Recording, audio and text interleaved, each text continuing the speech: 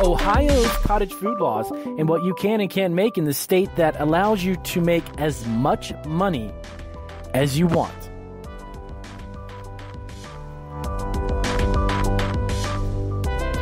All right, guys, so let's get right into it. As always, this is Marketing Food Online, and if you are not subscribed to our YouTube channel, take a look at our videos and subscribe. We've got hundreds of videos to help you bring your food product to market.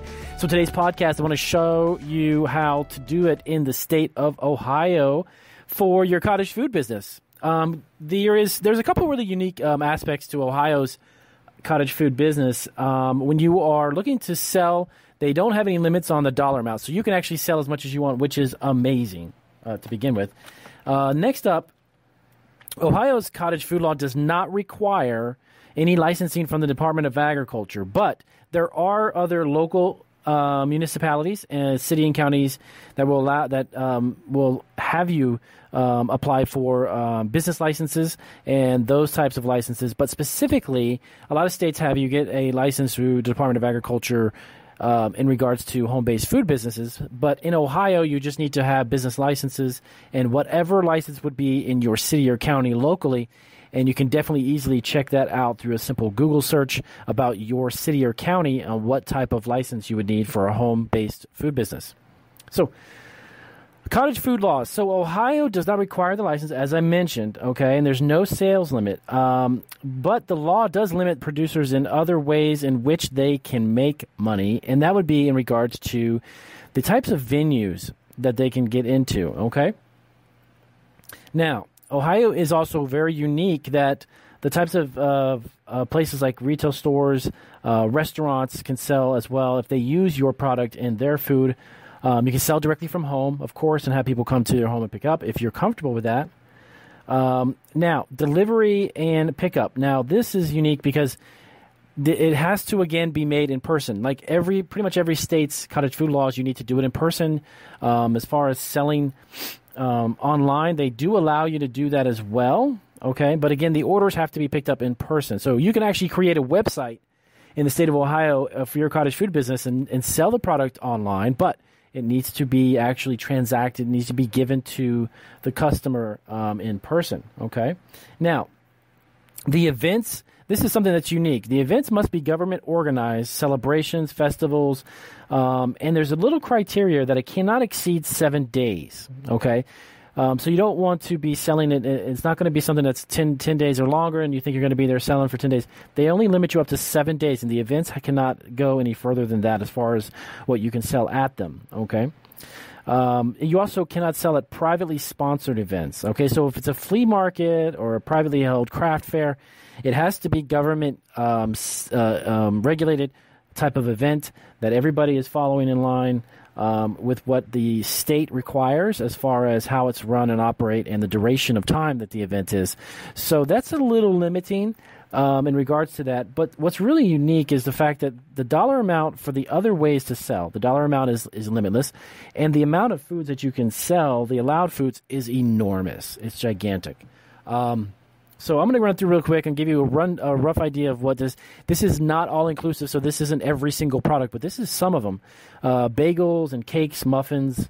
You can do sweetbreads. You can do cookies, biscuits and donuts, rolls and tortillas.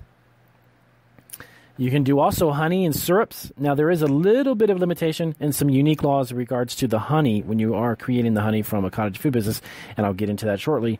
Cotton candies and brittles and fudge, chocolates, candies, cereals for like dry items, pastries such as pies and cones, tea leaves. So if you're drying tea leaves, or if you're wanting to get into tea business, that's something that's allowed. Coffee beans as well, which is really kind of unique as well.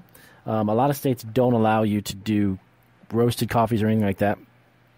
So that would actually include dry roasted coffee beans, and you're not necessarily going to be brewing the coffee. It's not a question of serving coffee, because that would be something that's not allowed. It would be just an issue of the coffee beans itself. Now, going down the list of items here, preserves, you have all kinds of fruit butters, jams and jellies and chutneys, snacks like granolas and kettle corns and nuts and seeds, which is gigantic. When it comes to nuts and seeds, the types of different flavors that you can offer with roasted nuts and such and flavored nuts is huge. Now, the only thing that's prohibited, now you got to keep this in mind that, again, potentially hazardous food products that are time or temperature sensitive are not permitted in cottage food businesses. But perishable baked goods, things that could go bad very, very short, that's not allowed. Pickles, dried fruits, fermented foods, okay, because there's a pH issue, there's an acidity issue there, and if it's not done properly, bacteria can grow very quick in those. But mustards and juices, oils, and meat jerkies, like beef jerkies and such, dried meats, that's something that's not allowed. You'd have to really be in a commercial facility to make that work. Now, you can become what they call a home bakery. Okay, and that's a different type. You can do that, and that would allow you to sell perishable baked goods. Okay, so the thing to think about in regards to the honey, I wanted to mention really quick to follow up. It states here that you have to have at least 75% of the honey must come from your own hives. So if you were to be blending honeys, okay, you're sourcing it from another location, 75% of what you put in needs to be from your own. Okay. Now, the other thing to keep in mind is the limitations in regards to commercial equipment. Pretty much across the board, cottage food businesses in general won't allow you to have commercial equipment, which are the large mixers, large things that will produce food products on a large, massive scale. That's going to be definitely not allowed. So, and interstate sales. Now, these are sales that would be outside of the state of Ohio. If you are within the state, of course, and you want to travel around the state to the different events, and again, those are events that would be regulated by government agencies and such. Those are definitely allowed, but when you go outside the state, that becomes an interstate sale, and that's, of course, not prohibited. So, so again, back to the licensing. So like a business license and the general licenses and permits that would be required by a city or municipality, local government agencies, that is something you need to look into. The Department of Agriculture is not necessarily licensed. You don't need to get one from them, which is really kind of a unique twist on it. Many states don't do that. Now, when it comes to labeling the products, this is something that's really, really important. So keep this in mind as well, that you need to have your business address, the name of your business, whatever it is that you are producing the products under that name. The ingredient listing, you want to make sure that you also have your allergen warning, okay? A lot of people misinterpret that. Ingredient listing is not an allergen label. Make sure that you've got the ingredients listed for the product itself, and then on the bottom somewhere you need to have the allergen. Now also the net amount, the product's name, and then a statement that, so really kind of like a disclaiming statement that kind of lets the customer know that the product is made in a what they call an uninspected kitchen.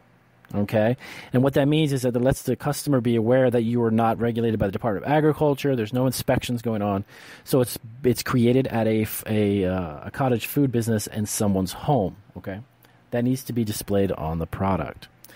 So, the other great thing about being in the state of Ohio with it is what I was going to get back to really quick was the amount of money that you can earn. Many states limit that, by the way. And some of them are very, very small. Some of them are $5,000 or $10,000 a year, not a month, but a year. And that's kind of limiting when you're trying to start a small food business. But Ohio really kind of opens up the gates and says, look, you can make as much as you want, but you need to follow these guidelines and really look into what it is that you need to do to make sure that you're following them. And you are on your way to making, again, as much money as you want to if you're doing it right way, if you're smart about it, and you can grow from small into a larger commercial facility, then even more. Ohio is a great place to do that. So what I'm going to do down below in the description, I wanted to keep this short and sweet. I wanted to go over this information. I had about 24 emails over the past couple of weeks about the state of Ohio. So I wanted to address it just to let you guys know what you can and can't do. And I'll leave some resources in the description that allow you to do some research and some looking into on your own. And then make some phone calls and see what you can do. Now, if you have any questions for me about this, of course, as always, let me know down below. And remember that I do offer all kinds of consulting packages to help you get up and running and get your food product either on store shelves, online, help you launch a small business from your home. You can sell locally, grow that business. So I will see you guys on my next YouTube video, or you can listen to me on my next podcast. And I appreciate you guys' support. If this was informative, as always, I appreciate the thumbs up and all the support you guys have given me. So do take care, and I'll see you on the next video.